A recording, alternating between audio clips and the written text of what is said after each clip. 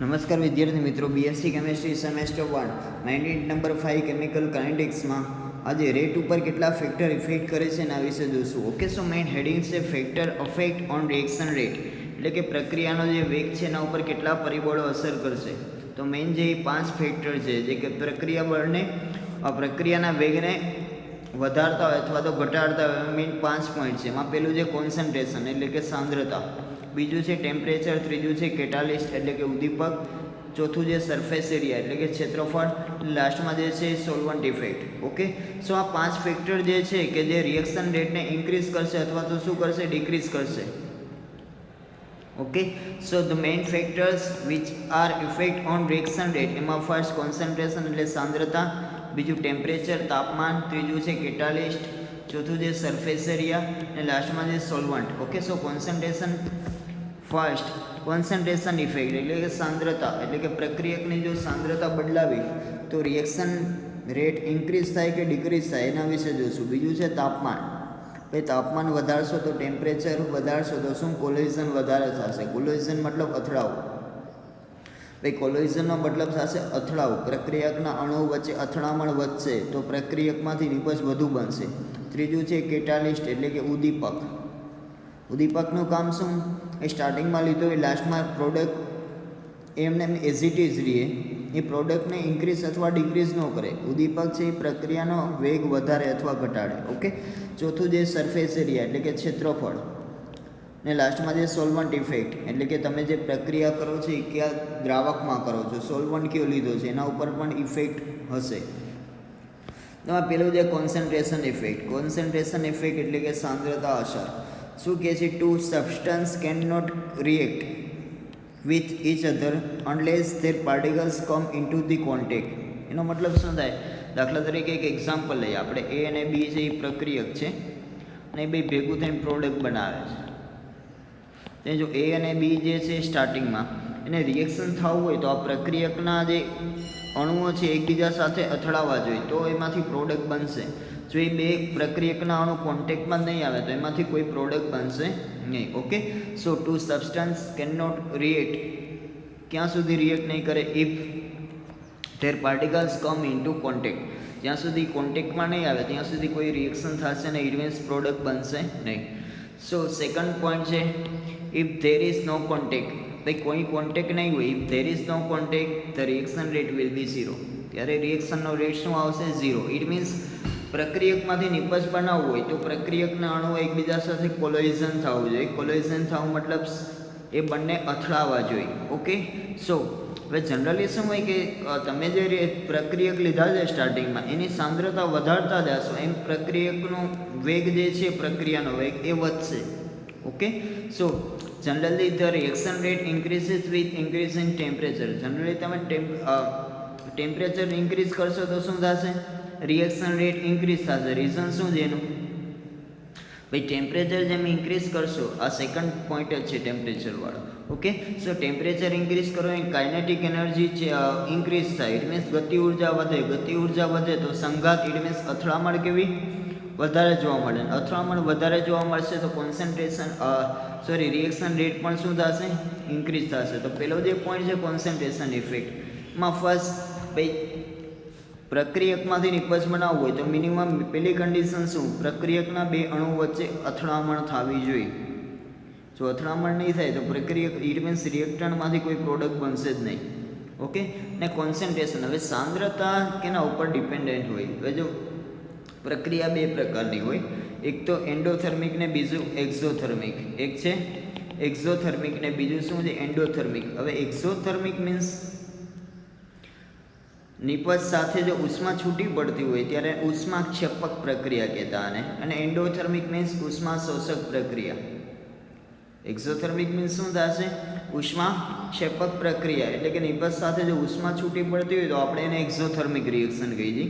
અને જો સ્ટાર્ટિંગમાં તમારે ઉર્જા આપવી પડતી હોય પ્રક્રિયકને તો એને એન્ડોથર્મિક રિએક્શન કહેવાય. તો જનરલી એન્ડોથર્મિક રિએક્શન માટે કોન્સન્ટ્રેશન તમે વધારશો એમ પ્રક્રિયાનો વેગ વધશે, અને એક્ઝોથર્મિક રિએક્શન માટે પ્રક્રિયાનો વેગ વધારશો ઇટ મીન્સ કોન્સન્ટ્રેશન ઇન્ક્રીઝ કરશો તો જે રેટ જે ડિક્રીઝ થશે. ઓકે, સો ફર્સ્ટ જે પોઈન્ટ હતો કોન્સન્ટ્રેશન ઇફેક્ટ, એમાં સિમ્પલી એટલું જ એક્ઝોથર્મિક માટે રિએક્શન રેટ કેના ઉપર ડિપેન્ડન્ટ હશે? એક્ઝોથર્મિક માટે જો કોન્સન્ટ્રેશન ઇન્ક્રીઝ કરશો તો રિએક્શન રેટ ડિક્રીઝ થશે, અને એન્ડોથર્મિક માટે કોન્સન્ટ્રેશન ઇન્ક્રીઝ કરશો રિએક્શન રેટ ઇન્ક્રીઝ થશે. ઓકે, સો કોન્સન્ટ્રેશન આ રીતે બંને ઉપર ડિપેન્ડન્ટ હશે. ત્યાર પછી બીજું છે ટેમ્પરેચર.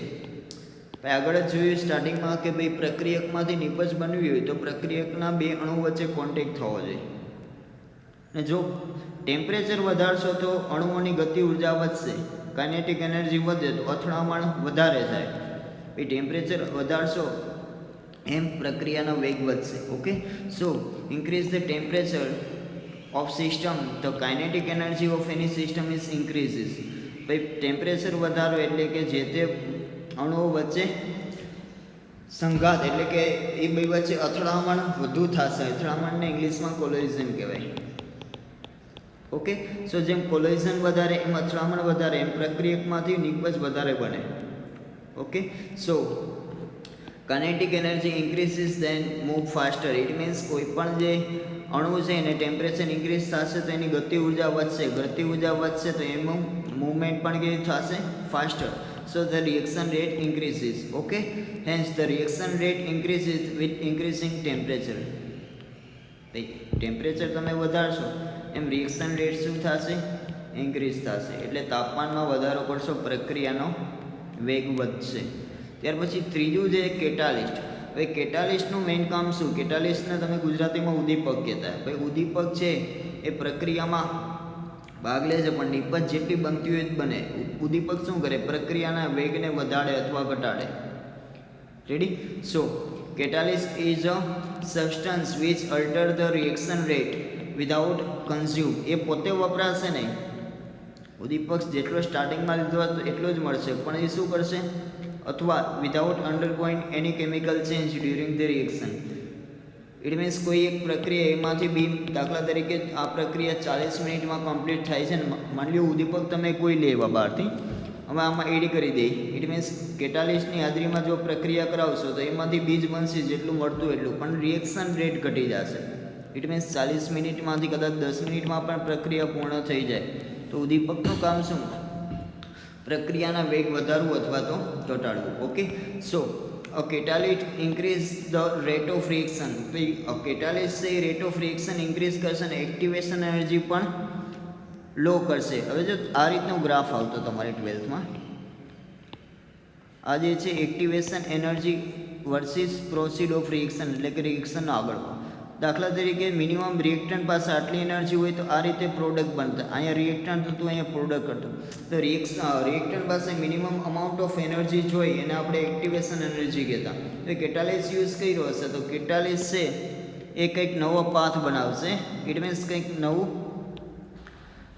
રસ્તો બતાવશે અને એક્ટિવેશન એનર્જીને લોઅર કરશે અને ડાયરેક્ટલી પ્રોડક્ટ આ રીતે બનાવશે. Okay, so catalyst ઇન્ક્રીઝીસ the rate of reaction by providing a new path with activation energy with lower in activation energy. તો કેટાલિસ્ટ છે એ એક્ટિવેશન એનર્જી ડિક્રીઝ કરે અને કંઈક નવો પાથ આપશે.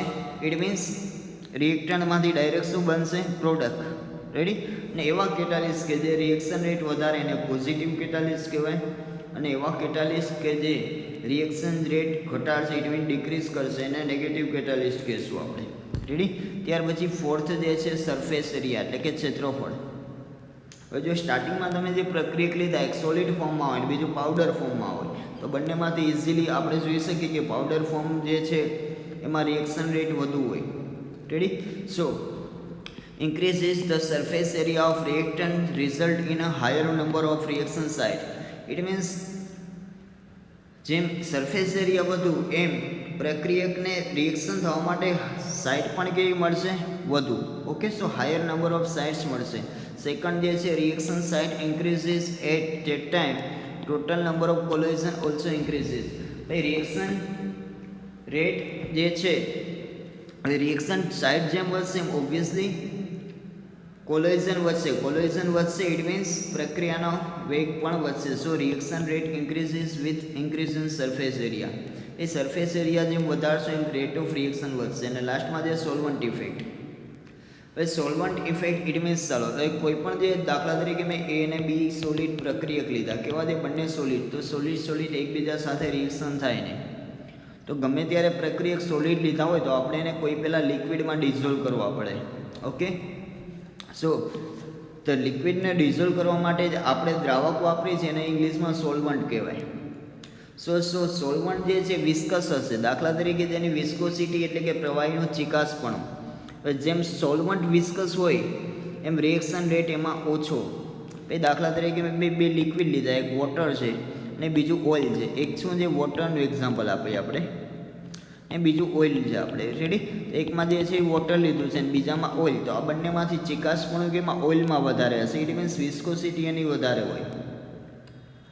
ભાઈ વિસ્કોસિટી જેની વધારે છે એમાં આપણે કોઈ એક સોલિડ પ્રક્રિયક ઉગાડશું બંનેમાં, તો ઇઝીલી કેમાં ડિઝોલ્વ થશે, તો કે વોટરમાં, કેમ કે એની વિસ્કોસિટી કેવી છે, ઓછી છે. ઓકે, સો સોલ્વન્ટ આ રીતે ઇફેક્ટેડ હશે, જેની વિસ્કોસિટી ઓછી હોય એમાં રિએક્શન રેટ વધારે હોય. રેડી. સો ફિફ્થ પોઈન્ટ જે છે એમાં શું છે સોલ્વન્ટ. તો સોલ્વન્ટ, ચાલો તો સોલ્વન્ટ ઇફેક્ટ જોઈએ. The solvents are used to dissolve the reactants and help providing interface surface between reactant molecules.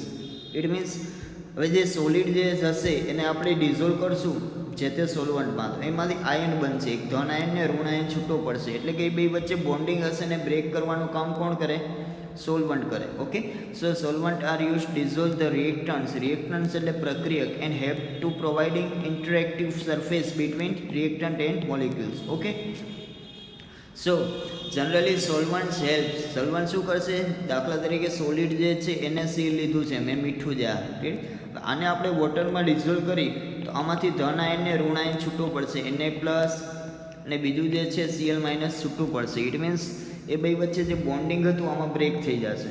So generally solvent help the breaking force between ions or molecules in the solid state.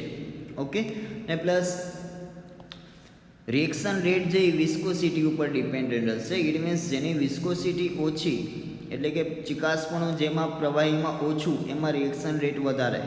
Okay, so the reaction rate increases with decrease in viscosity of solvent. It means સોલ્વન્ટની viscosity lower હશે તો reaction rate એમાં વધારે હશે. Ready. તો આજે main 5 factor જે 3 માર્ક્સમાં પૂછાય એવો ક્વેશ્ચન છે, ફેક્ટર્સ અફેક્ટિંગ રિએક્ટન્ટ રેટ, એમાં 5 છે. પેલું કોન્સન્ટ્રેશન, બીજું ટેમ્પરેચર, ત્રીજું કેટાલિસ્ટ. ભાઈ જનરલી કોન્સન્ટ્રેશન જેમ ઇન્ક્રીઝ કરશો એમ રેટ ઓફ રિએક્શન ઇન્ક્રીઝ થશે. ટેમ્પરેચર ઇફેક્ટ છે, ત્યાર પછી કેટાલિસ્ટ. ભાઈ જે અલગ અલગ ટાઈપ્સના કેટાલિસ્ટ હોય, અમુક જે કેટાલિસ્ટ રિએક્શન રેટ વધારતા હોય એને પોઝિટિવ કેટાલિસ્ટ કહેવાય, ને રિએક્શન રેટ ડિક્રીઝ કરતા હોય એને નેગેટિવ કેટાલિસ્ટ. ને સોલ્વન્ટમાં ખાસ કરીને વિસ્કોસિટી, જેની વિસ્કોસિટી ઓછી એમાં રિએક્શન રેટ વધારે, અને જેની વિસ્કોસિટી વધારે એમાં રિએક્શન રેટ ઓછો. ઓકે, ને લાસ્ટમાં જે આપણે કમ્પ્લીટ કર્યું હતું ઓર્ડર ઓફ રિએક્શન અને મોલિક્યુલારિટી, આ બે વચ્ચે ડિફરન્સ જે છે એ 2 માર્ક્સમાં ક્યારેક આવે છે, તો 3 થી આમાં 4 પોઈન્ટ તમારે યાદ રાખવા પડશે. તો આ બે વચ્ચેનો ડિફરન્સ જે છે પેલું ફર્સ્ટ છે ઓર્ડર ઓફ રિએક્શન ને સેકન્ડ છે મોલિક્યુલારિટી. ઓર્ડર ઓફ રિએક્શન એટલે પ્રક્રિયાનો ક્રમ, ને મોલિક્યુલારિટી એટલે કે તમે સિંગલ સ્ટેપ કોઈ રિએક્શન હોય એમાં પ્રક્રિયકના કેટલા મોલ ભાગ લે છે એને આપણે મોલિક્યુલારિટી કહીએ. ઓકે, સો ઓર્ડર ઓફ રિએક્શનમાં પહેલો point, it is the sum of power of the concentration term in reaction rate expression. It means reaction rate expression આ રીતનું હતું, આપણે એની એક્સ પાવર ને બીની વાય પાવર, આમાં પાવર જે છે ઘાત, આનો સમ કરશું તો આપણે શું મળશે, ઓર્ડર ઓફ રિએક્શન. જ્યારે મોલિક્યુલારિટી કોઈ સિંગલ સ્ટેપમાં રિએક્શન થતી હોય તો એના કેટલા મોલ ને બીના કેટલા મોલ, આ બંનેનો સરવાળો, તો આપણે આને શું કહીશું, મોલિક્યુલારિટી. ત્યાર પછી ઓર્ડર ઓફ રિએક્શન છે એક પ્રકારની એક્સપેરિમેન્ટલ વેલ્યુ છે, એટલે કે આ ઓર્ડર ઓફ રિએક્શન આપણે પ્રક્રિયા જોઈને ના કહી શકીએ, એના માટે આપણે એનો પ્રયોગ કરવો પડે. ઇટ મીન્સ એક્સપેરિમેન્ટ કરો છો ત્યારે જ આ તે ઓર્ડર ઓફ રિએક્શન આપણે ખબર પડશે. જ્યારે મોલિક્યુલારિટી થિયોરિટિકલ કન્સેપ્ટ છે, આપણે ગણી શકીએ ભાઈ એના 2 મોલ ને બીનો 1 મોલ હોય તો આ બેના મોલનો સરવાળો કરી દઈએ તો મોલિક્યુલારિટી કેટલી આવશે, 3 આવશે. જ્યારે ઓર્ડર ફાઇન્ડ કરવો હોય તો એના માટે આપણે કમ્પલસરી પ્રેક્ટિકલ કરવો પડે. સો એ પ્રેક્ટિકલ વેલ્યુ છે, જ્યારે મોલિક્યુલારિટી છે એ થિયોરિટિકલ વેલ્યુ છે. Okay, so it can have fractional value, એટલે કે ઓર્ડર ઓફ રિએક્શન જે છે અપૂર્ણાંકમાં હોઈ શકે, 0 હોઈ શકે. રેડી, ઇટ કેન એઝ્યુમ 0, પણ જ્યારે મોલિક્યુલારિટી હંમેશા પૂર્ણાંક સંખ્યા હોય ને મોલિક્યુલારિટી કોઈ દિવસ 0 હોય નહીં. 0 હોય એનો મતલબ શું થાય? પ્રક્રિયા સ્ટાર્ટિંગમાં 0 લીધા તો કોઈ પ્રોડક્ટ જ ના બને. રેડી, તો આ જે છે ફ્રેક્શનલ વેલ્યુ હોઈ શકે, આ 0 વેલ્યુ હોઈ શકે, આ વોલ નંબર પૂર્ણાંક સંખ્યા હશે અને 0 નહીં હોય. રેડી, તો આ જે છે પેલા 4 પોઈન્ટ મોલિક્યુલારિટી અને ઓર્ડરના. એના પછી 5th પોઈન્ટ છે order of reaction can change with the condition such as temperature, pressure, concentration. Order છે એ ચેન્જ થશે.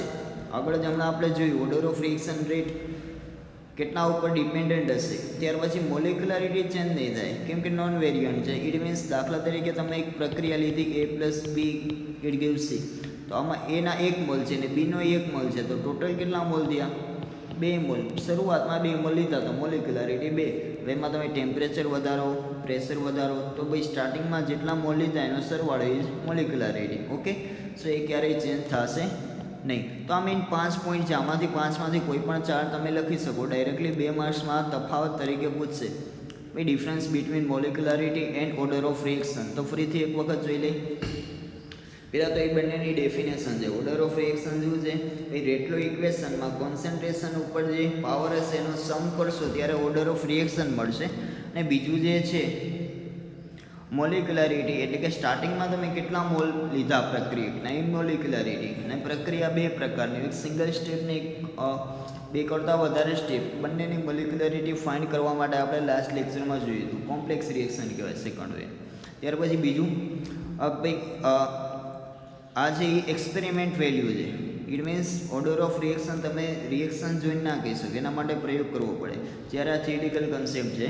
આ ફ્રેક્શનલ વેલ્યુ ઇટ મીન્સ અપૂર્ણાંક કઈ હોઈ શકે ને 0 હોઈ શકે. આ હંમેશા ધન પૂર્ણાંક સંખ્યા જોઈએ, 0 ન આવે એમાં મોલિક્યુલારિટી. અને એમાં ટેમ્પરેચર, પ્રેશર, કોન્સન્ટ્રેશન ચેન્જ કરશો તો ઓર્ડર ચેન્જ થશે, જ્યારે મોલિક્યુલારિટી કોઈ દિવસ ચેન્જ ના થાય. સેમ ઇટ ઇઝ રી. ઓકે, સો અહીં સુધી રાખીએ. આપણે નેક્સ્ટ લેક્ચરમાં આગળ જોઈશું. Okay, so thank you for watching this lecture.